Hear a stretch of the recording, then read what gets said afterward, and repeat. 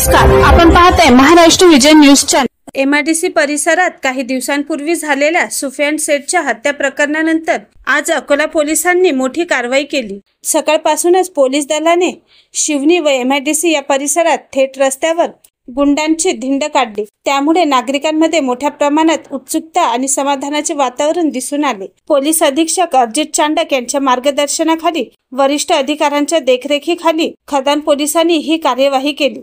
या धडक कार्यवाहीमुळे परिसरातील दहशत पसरविणाऱ्या गुन्हेगारांचे मनोबल पूर्णतः खच्चीकरण झाले आहे। पोलिसांनी या गुंडांना सार्वजनिक ठिकाणी उभे करून त्यांच्या कृत्याची माहिती नागरिकांना दिली आणि कायदा मोडणाऱ्यांना कुठलाही पाठिंबा मिळणार नाही असा ठाम संदेश दिला। तसेच गुन्हेगारांना स्पष्ट इशारा देण्यात आला की अकोल्यात गुन्हेगारीला अजिबात जागा नाही। ही कार्यवाही पाहण्यासाठी नागरिक मोठ्या संख्येने जमले होते। लोकांनी पोलिसांच्या या पावलाचे जोरदार स्वागत केले। समाजामध्ये शांतता, सुव्यवस्था व कायदा राखण्यासाठी अकोला पोलीस सतत कार्यरत असल्याचे या कार्यवाहीतून स्पष्ट होते। महाराष्ट्र विजय न्यूज चॅनलसाठी अकोला प्रतिनिधी राजेश साहेबराव साठे।